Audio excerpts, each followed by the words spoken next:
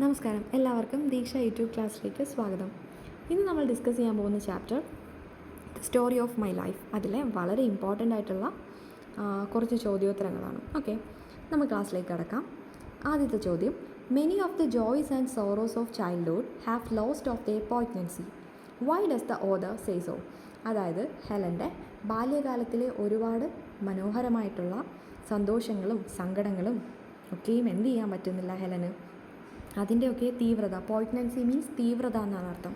സന്തോഷത്തിൻ്റെയും സങ്കടത്തിൻ്റെയും ഒക്കെ തീവ്രത എവിടെയോ നഷ്ടപ്പെട്ടു എന്നാണ് ഹെലൻ പറയുന്നത്. എന്തുകൊണ്ടാണ് ഓതർ ഹെലൻ കെല്ലർ അങ്ങനെ പറഞ്ഞത്? ഇവിടെ ഓതർ ആരാണ്? Helen Keller. അതായത് എഴുത്തുകാരി ആരാണ്? ഹെലൻ കെല്ലർ അല്ലേ? ഹെലൻ കെല്ലറിൻ്റെ ആത്മകഥയില്ലേ നമ്മൾ മുന്നത്തെ ക്ലാസ്സിൽ ഡിസ്കസ് ചെയ്തത്. അപ്പോൾ എന്തുകൊണ്ടായിരിക്കും? Helen is not able to remember a last part of her childhood. Helen എന്തിനു സാധിക്കുന്നില്ല? ഹെലൻ്റെ ബാല്യകാലം അത് ഓർത്തെടുക്കാൻ സാധിക്കുന്നില്ല. അതുകൊണ്ടാണ് എങ്ങനെ പറഞ്ഞത്? ബാല്യകാലത്തിലെ സന്തോഷങ്ങളും സങ്കടങ്ങളുടെയൊക്കെ തീവ്രത എവിടെയോ നഷ്ടപ്പെട്ടു എന്ന് ഹെലൻ പറഞ്ഞത്. ഓക്കെ, അടുത്ത നമ്മുടെ രണ്ടാമത്തെ ചോദ്യം: what impression do we get of Caspar Keller from Helen's description of a grandfather? ഹെലൻ്റെ ഗ്രാൻഡ് ഫാദറായ കാസ്പർ കെല്ലറിനെ കുറിച്ച് നമുക്ക് ഹെലൻ്റെ വിവരണത്തിൽ നിന്നും മനസ്സിലാകുന്നത് എന്താണ് നോക്കാം. കാസ്പർ കെല്ലർ ആരാണ്? Caspar Keller the great grandfather of Helen Keller. Helen കെല്ലറിൻ്റെ ആരാണ്? ഹെലൻ കെല്ലറിൻ്റെ മുത്തശ്ശനാണ് ആര്? Caspar Keller. Was a native of Switzerland. അദ്ദേഹം എവിടെ ജനിച്ചു വളർന്ന ആളാണ്? സ്വിറ്റ്സർലാൻഡിൽ ജനിച്ചു വളർന്ന ആളാണല്ലേ. And settled in Maryland. പക്ഷേ എവിടെ സെറ്റിലായി? മാരിലാൻഡിൽ സെറ്റിലായി. ഓക്കെ, ഇത്രയും ക്ലിയർ ആണല്ലോ. അപ്പോൾ കാസ്പർ കെല്ലർ ആരാണ്? ഹെലൻ കെല്ലറിൻ്റെ ഗ്രാൻഡ് ഫാദറാണ്. എവിടെയായിരുന്നു അദ്ദേഹത്തിൻ്റെ സ്ഥലം? സ്വിറ്റ്സർലാൻഡിലായിരുന്നു. പക്ഷേ അദ്ദേഹം സെറ്റിൽ ചെയ്ത് എവിടെയാണ്? മേരിലാൻഡ്. നമ്മുടെ മൂന്നാമത്തെ ചോദ്യം: describe the house in which Helen and her family lived. ഹെലനും ഹെലൻ്റെ കുടുംബവും താമസിച്ചിരുന്ന സ്ഥലത്തെക്കുറിച്ചുള്ള അല്ലെങ്കിൽ വീടിനെക്കുറിച്ചുള്ള വിവരണമാണ് അടുത്തത്. ദ കെല്ലർ ഹോംസ്റ്റെഡ്, അതായത് കെല്ലർ കുടുംബം താമസിച്ചത് എവിടെയാണ്? Where the family lived was a few steps from little bower. അപ്പോൾ ഹെലൻ കെല്ലർ താമസിച്ചിരുന്നത് എവിടെയാണ്? റോസ് ബവറിന് തൊട്ടടുത്താണ്. എന്താണ് റോസ് ബവർ എന്ന് പറഞ്ഞിട്ടുണ്ടെങ്കിൽ? റോസ് ബവർ എന്ന് പറഞ്ഞാൽ റോസാ പുഷ്പങ്ങൾ കൊണ്ട്, ഓക്കെ, അതായത് റോസ് ഫ്ലവേഴ്സ് കൊണ്ട് വളരെ മനോഹരമായിട്ട് അലങ്കരിച്ച പൂന്തോട്ടം അല്ലെങ്കിൽ ഗാർഡൻ. ഓക്കെ, റോസ് ഫ്ലവറിൻ്റെ വളരെ ബ്യൂട്ടിഫുൾ ആയിട്ടുള്ള ഗാർഡൻ. അതിൻ്റെ തൊട്ടടുത്താണ് ആരുടെ വീട്? ഹെലൻ കെല്ലറിൻ്റെ ഫാമിലി താമസിച്ചിരുന്നത്. It was called ivy green because the house and the surrounding trees and fences were covered with beautiful English ivy. Okay, ഹെലൻ്റെ വീടിനെ എന്ത് പേരിലാണ് അറിയപ്പെടുന്നത്? Ivy green. Okay, ivy green എന്നാണ് അറിയപ്പെടുന്നത്. കാരണം ഹെലൻ്റെ വീടും പരിസരവും ഒക്കെ എന്തായിരുന്നു? ഇംഗ്ലീഷ് ഐവി ചെടികൾ. ഓക്കെ, ഐവി ചെടികൾ കൊണ്ട് നിറഞ്ഞതായിരുന്നു. ഹെലൻ്റെ ഫെൻസ് ഉൾപ്പെടെ, അതായത് ഫെൻസസ് എന്ന് പറഞ്ഞാൽ വേലി എന്നാണ് അർത്ഥം. അതായത് വേലിക്കെട്ടുകളിലും എന്തായിരുന്നു? ഈ ഐവി ഫ്ലവേഴ്സ് തന്നെയായിരുന്നു. അപ്പോൾ ഹെലൻ്റെ വീട് എവിടെയാണ്? ഹെലൻ്റെ വീട് റോസ് ബവറിന് അടുത്താണ് അല്ലേ. Was a few steps from little rose bower. എന്തെന്നാണ് അറിയപ്പെട്ടിരുന്നത്? Ivy green. എന്തുകൊണ്ടാണ്? ഹെലൻ്റെ വീടും പരിസരവും ഒക്കെ ഐവി ചെടികൾ കൊണ്ട് നിറഞ്ഞതായിരുന്നു. ഓക്കെ, അടുത്ത നമ്മുടെ നാലാമത്തെ ചോദ്യം: how did Helen find her way around before her teacher came to her life. ഹെലൻ്റെ ജീവിതത്തിലേക്ക് ഹെലൻ്റെ ടീച്ചർ കടന്നു വരുന്നതിന് മുന്നേ എങ്ങനെയുള്ളതായിരുന്നു ഹെലൻ്റെ ജീവിതം? ഓക്കെ, എങ്ങനെയുള്ളതായിരുന്നു നോക്കാം. Okay, she use to feel along the square stiff boxwood hedges. അപ്പോൾ എന്താ? ഹെലൻ മനസ്സിലാക്കുമായിരുന്നു. ഓക്കെ, തൊട്ടറിയുമായിരുന്നു. എന്ത്? Square stiff boxwood hedges. അതായത് വീടിന് പുറത്ത് നമ്മൾ പൂന്തോട്ടമൊക്കെ അലങ്കരിക്കാൻ വേണ്ടിയിട്ട് എന്ത് ചെയ്യും? കുറ്റിച്ചെടികൾ വളർത്തി അത് സ്ക്വയർ ഷേപ്പിൽ കട്ട് ചെയ്യും. ഓക്കെ, അതൊക്കെ എന്ത് ചെയ്യുമായിരുന്നു? ഹെലൻ ഇങ്ങനെ മനസ്സിലാക്കുമായിരുന്നു. And find different flowers by her sense of smell. പിന്നെ ഫ്ലവേഴ്സൊക്കെ എങ്ങനെ അറിയും? ഫ്ലവേഴ്സൊക്കെ മണക്കും അല്ലേ. അതിൻ്റെ സ്മെല്ല് ഹെലൻ എന്ത് ചെയ്യും? മണത്തറിയും. She would find comfort in hiding her face. Helen എന്തിൽ കംഫേർട്ട് കണ്ടെത്തും?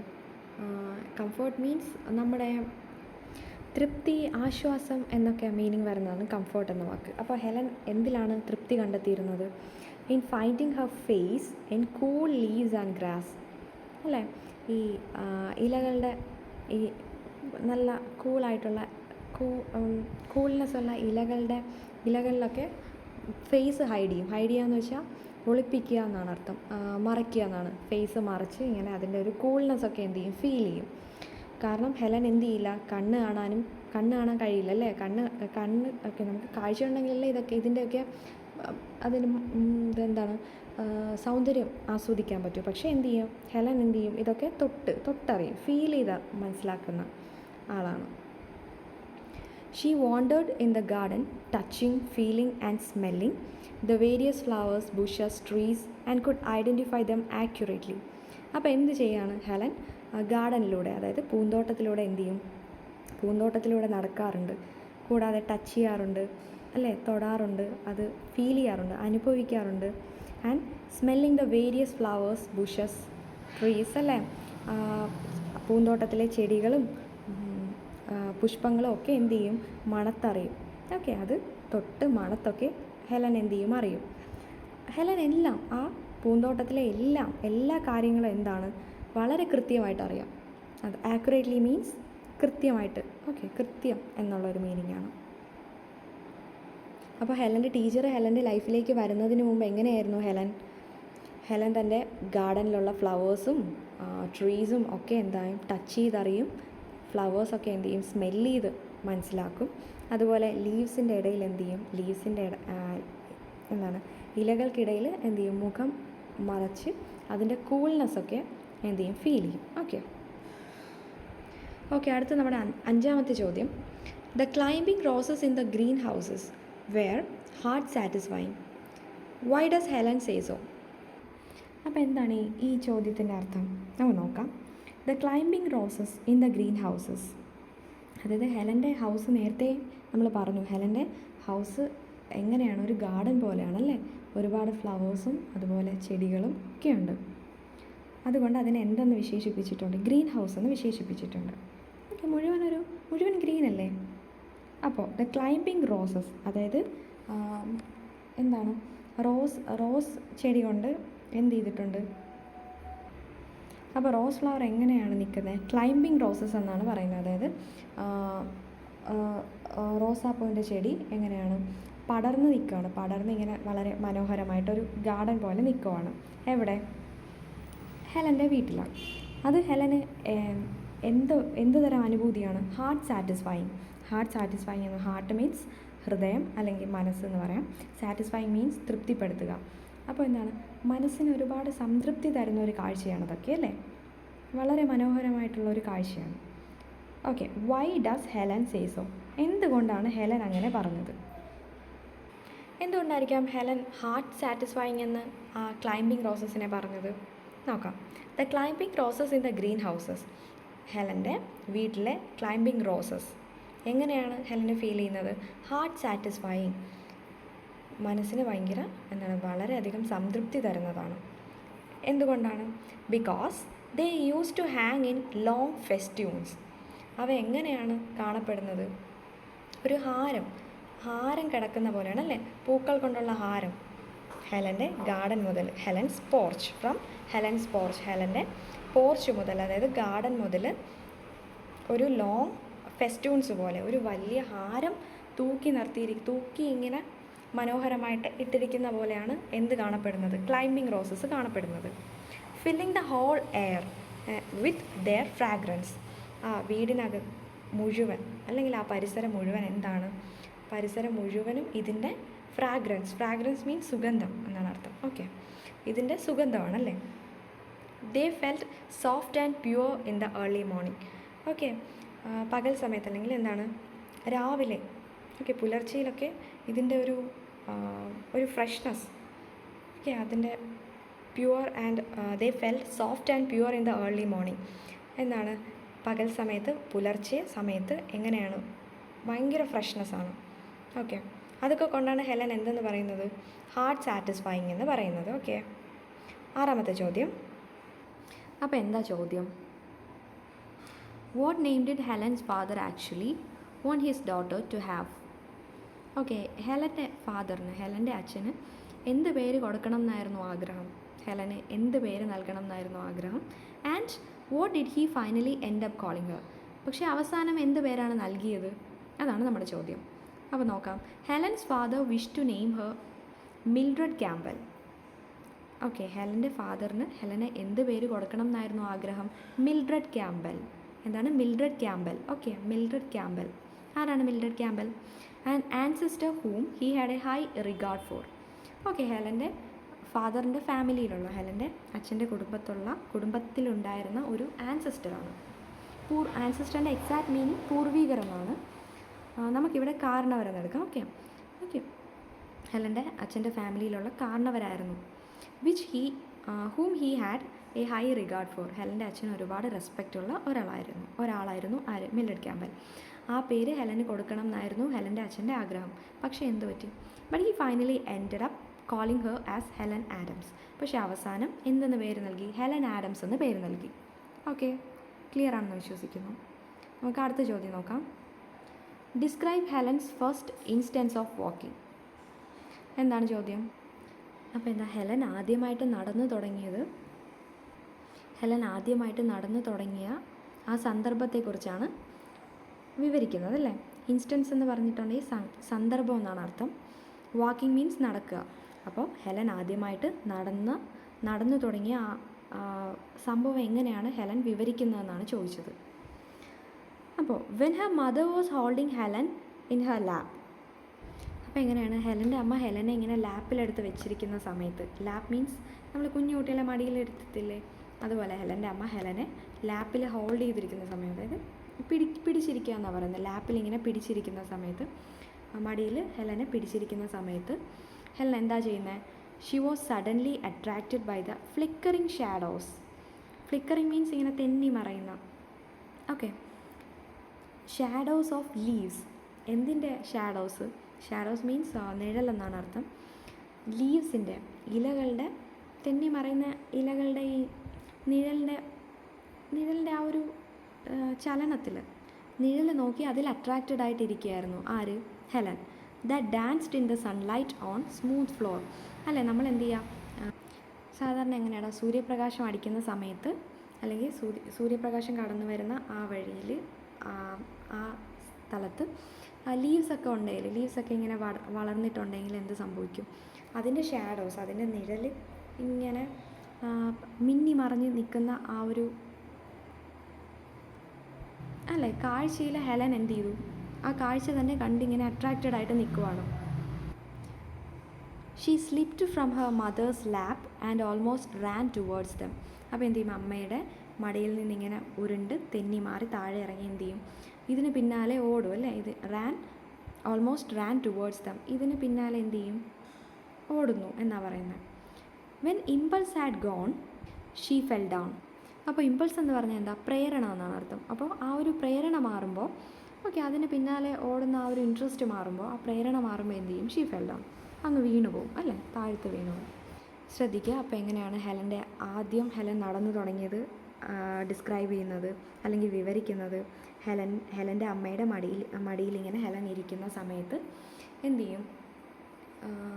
സൂര്യപ്രകാശത്തിൽ സൂര്യൻ്റെ കിരണങ്ങൾ ഇങ്ങനെ ലീവ്സിൽ, അതായത് ഇലകളിൽ വീഴുമ്പോൾ അതിൻ്റെ ഷാഡോസ് നോക്കി അതിൽ അട്രാക്റ്റഡ് ആയിട്ട് ആരിയ്ക്കും? ഹെലൻ ഇരിക്കും. പിന്നെ പതിയെ എന്ത് ചെയ്യും? അമ്മയുടെ മടിയിൽ നിന്ന് സ്ലിപ്പ് ചെയ്ത് താഴെ ഇറങ്ങി അതിന് പിന്നാലെ ഓടും. ഓക്കെ, ആ നിഴലിന് പിന്നാലെ ഓടും. ഓക്കെ, അതിൻ്റെ ഒരു അട്രാക്ഷൻ മാറുമ്പോൾ ഹെലൻ എന്ത് ചെയ്യും? അങ്ങ് താഴെ അങ്ങ് ഇരിക്കും, അല്ലെങ്കിൽ ഫെൽ ഡൗൺ, താഴെ. നമ്മുടെ 8ാമത്തെ ചോദ്യം എന്താണ്? Why does Helen Keller call February the dreary month? എന്തുകൊണ്ടാണ് ഹെലൻ കെല്ലർ ഫെബ്രുവരി മാസത്തെ ദ ഡ്രയറി മന്ത് എന്ന് വിളിച്ചത്? അപ്പോൾ ഡ്രയറി എന്ന് വെച്ചാൽ എന്താണ് അതിൻ്റെ മീനിങ്? ഡ്രയറി എന്ന് പറഞ്ഞാൽ ഇരുണ്ട അല്ലെങ്കിൽ മങ്ങിയ. ഓക്കെ, അങ്ങനെ ഫെബ്രുവരി മാസത്തെ എന്തുകൊണ്ടാണ് ഹെലൻ ഡ്രയറി മന്ത് എന്ന് വിശേഷിപ്പിച്ചത്? നമുക്ക് നോക്കാം. ഹെലൻ ഫെബ്രുവരി മാസത്തെ എന്താ വിളിച്ചത്? The dreary month. Okay, dreary month. എന്തുകൊണ്ടാണ് ഡ്രയറി മന്ത്, ഇരുണ്ട മാസം എന്ന് വിളിച്ചത്? അല്ലെങ്കിൽ എന്താണ്, ദുഃഖകരമായ മാസം എന്ന് വിളിച്ചത്? Because she got A strange illness in February. നമ്മൾ ഡിസ്കസ് ചെയ്തല്ലേ നേരത്തെ ക്ലാസ്സിൽ നമ്മളിത് ഡിസ്കസ് ചെയ്തതാണ്. ഹെലന് അപൂർവമായ ഒരു രോഗം പിടിപെട്ടു അല്ലേ? ആ രോഗത്തിൻ്റെ ആഫ്റ്റർ എഫക്റ്റാണ് എന്ത്? ഹെലന് കാഴ്ചശക്തിയും കേൾവിശക്തിയും ഒക്കെ നഷ്ടപ്പെട്ടത്. അപ്പോൾ ആ ഒരു അസുഖം വന്ന മാസം ഏതാണ്? ആ അപൂർവമായ രോഗം പിടിപെട്ടത് ഏത് മാസത്തിലാണ്? ഫെബ്രുവരി മാസത്തിലാണ്. It change her whole life forever. എന്നേക്കുമായി. ഫോർ എവർ എന്ന് വെച്ചാൽ എന്നേക്കും എന്നാണ് അർത്ഥം. Okay, whole life. ഹെലൻ്റെ മുഴുവൻ ലൈഫും മൊത്തം എന്ത് ചെയ്തു? ഹെലൻ്റെ ലൈഫ് മുഴുവനും എന്തായി? എന്നേക്കുമായി എന്തിലായി? ഇരുട്ടിലായി അല്ലേ? അതുകൊണ്ടാണ് ഹെലൻ ഫെബ്രുവരി മാസത്തെ എന്തെന്ന് വിശേഷിപ്പിച്ചത്? The dreary month. എന്താണ്? The dreary month. Okay, this disease closed her ears, eyes and ears. ഈ അസുഖം എന്ത് ചെയ്തു? ഹെലൻ്റെ കണ്ണിനെയും അതുപോലെ കണ്ണുകളെയും കാതുകളെയും എന്ത് ചെയ്തു? ക്ലോസ് ചെയ്തു, അടച്ചു അല്ലേ? It made her enter into unconsciousness of a newborn baby. It means എന്താണ്? ഫെബ്രുവരി ആ ഡിസീസാണല്ലേ? ആ ഡിസീസിനെയാണ് ഇറ്റ് എന്ന് പറയുന്നത്. ആ ഡിസീസ് എന്ത് ചെയ്തു? മെയ്ഡ് ഹെർ എൻറ്റർ മീൻസ് പ്രവേശിക്കുക. എങ്ങോട്ട് പ്രവേശിക്കുക? Into unconsciousness of a newborn baby. ഹെലൻ്റെ ലൈഫിനെ എങ്ങോട്ടേക്ക് പ്രവേശിപ്പിച്ചു എന്നാണ് പറയുന്നത് ആ ഒരു ഡിസീസ് അല്ലെങ്കിൽ ആ ഒരു രോഗം? Unconsciousness means അബോധാവസ്ഥ. ഓക്കെ, കണ്ണും അതുപോലെ കേൾവി ശക്തിയൊക്കെ നഷ്ടപ്പെട്ടാൽ പിന്നെ എന്താണ്? ഒരുതരം അബോധാവസ്ഥയാണല്ലേ? നമുക്ക് എന്താണ്? ഒന്നും എക്സാക്റ്റായിട്ട് വിവരിക്കാൻ പറ്റുമോ? നമുക്ക് ലോകത്തെ അല്ലെങ്കിൽ നമ്മുടെ ജീവിതത്തെ പിന്നെ എന്ത് ചെയ്യാൻ പറ്റത്തില്ല. വളരെ മനോഹരമായിട്ടൊരു ഡിസ്ക്രിപ്ഷനോ അല്ലെങ്കിൽ എന്താണ് ഒരു ക്ലാരിറ്റി കൊടുക്കാൻ കഴിയില്ല. അതാണ് ഇവിടെ ഉദ്ദേശിക്കുന്നത്. It made her enter into unconsciousness, അബോധാവസ്ഥ. ആരുടെ അബോധാവസ്ഥ? Of a newborn baby. ഒരു ന്യൂ ബോൺ ബേബി, അതായത് ഒരു നവജാത ശിശു അല്ലേ? അപ്പോൾ ഒരു നവജാത ശിശുവിൻ്റെ അബോധാവസ്ഥയിലേക്ക് ആരെ കൊണ്ടുചെന്ന് എത്തിച്ചു? ഹെലനെ. ആരെത്തിച്ചു? ആ സ്ട്രേഞ്ച് ഇൽനസ്, ആ അപൂർവമായ രോഗം ഹെലനെ എങ്ങോട്ട് ചെന്ന് എത്തിച്ചു എന്നാണ് പറയുന്നത്? ഒരു നവജാത ശിശുവിൻ്റെ അബോധാവസ്ഥയിലേക്ക് കൊണ്ടുചെന്ന് എത്തിച്ചു. അതെപ്പോഴാണ് നടന്നത്? ഫെബ്രുവരി മാസത്തിലാണല്ലേ ഹെലൻ ഇങ്ങനെ സംഭവിച്ചത്. അതുകൊണ്ടാണ് ആ മാസത്തിനെ ഹെലൻ എന്തെന്ന് വിശേഷിപ്പിക്കുന്നത്? The dreary month. Okay, clear ആയെന്ന് വിശ്വസിക്കുന്നു. ഓക്കെ, നമ്മുടെ ചാപ്റ്ററിലെ ലാസ്റ്റ് ചോദ്യമാണ്. What was the diagnosis made by the doctors and what was its outcome? അപ്പോൾ what was the diagnosis made by the doctors? Doctors എന്ത് രോഗനിർണയമാണ് നടത്തിയത് അല്ലേ? ഡോക്ടേഴ്സ് എന്താണ് കണ്ടെത്തിയത്? And what was its outcome? എന്തായിരുന്നു അതിൻ്റെ ഔട്ട്കം? ഔട്ട്കം മീൻസ് റിസൾട്ട് അല്ലെങ്കിൽ ഫലം എന്നൊക്കെ മീനിങ് ഉണ്ട്. ഓക്കെ, അപ്പോൾ ഡോക്ടേഴ്സ് എന്താണ് കണ്ടെത്തിയത്? എന്തായിരുന്നു അതിൻ്റെ റിസൾട്ട് അല്ലേ? നോക്കാം. The illness was diagnosed as acute congestion of stomach and brain. അപ്പോൾ എന്താണ് ഡോക്ടേഴ്സ് കണ്ടെത്തിയത്? അപ്പോൾ ഹെലൻ്റെ ഡോക്ടർ എന്ത് രോഗനിർണയമാണ് നടത്തിയത്? ദ ഇൽനെസ് വാസ് ഡയഗ്നോസ്ഡ്, എന്ത് അസുഖമാണ്? As acute congestion of stomach and brain. Okay, acute എന്ന് വെച്ചാൽ വളരെ തീവ്രമായ എന്നാണ് അതിൻ്റെ മീനിങ് വരുന്നത്. കൺജഷൻ എന്താണ്? ഒരു blockage of stomach and brain, അതായത് ഹെലൻ്റെ ബ്രെയിനിലേക്കും സ്റ്റൊമക്കിലേക്കും എന്താണ് ബ്ലഡ് എത്തിക്കുന്നത് അത് എന്തായിട്ടുണ്ട്? ബ്ലോക്ക് ആയിട്ടുണ്ട്. ഓക്കെ, ബ്ലഡ് സർക്കുലേഷൻ, അതായത് ബ്ലഡിൻ്റെ ഫ്ലോ, അതായത് രക്തത്തിൻ്റെ ഒഴുക്ക് എന്ത് ചെയ്തു? തടസ്സപ്പെട്ടു. കൺജഷൻ മീൻസ് തടസ്സപ്പെടുക അല്ലെങ്കിൽ ബ്ലോക്കേജ് എന്നാണ് അർത്ഥം വരുന്നത്. അത് തടസ്സപ്പെട്ടു. ഓക്കെ, അങ്ങനെയാണ് ആര് കണ്ടെത്തിയത്? ഡോക്ടർ ഡയഗ്നോസ് ചെയ്തത്. The doctor thought that she could not live. ഡോക്ടർ എന്താ വിചാരിച്ചത്? ഇനി അങ്ങോട്ട് ആര് ജീവിക്കത്തില്ല? ഹെലൻ ജീവിക്കില്ല. But Helen lost her sight and ear. പക്ഷേ ഹെലന് എന്ത് നഷ്ടപ്പെട്ടു? കാഴ്ചശക്തിയും കേൾവി ശക്തിയും നഷ്ടപ്പെട്ടു. സൈറ്റ് മീൻസ് കാഴ്ച എന്നാണ് അർത്ഥം. ഓക്കെ, നഷ്ടപ്പെട്ടു. And made her enter into, അത് എന്തിലോട്ട് നയിച്ചു? എന്തിലേക്ക് ഹെലനെ പ്രവേശിപ്പിച്ചു? Into unconsciousness of a newborn baby. നമ്മൾ നേരത്തെ ഡിസ്കസ് ചെയ്തു അല്ലേ, എന്താണ് അൺകോൺഷ്യസ്നെസ് എന്ന് പറഞ്ഞാൽ? അബോധാവസ്ഥ.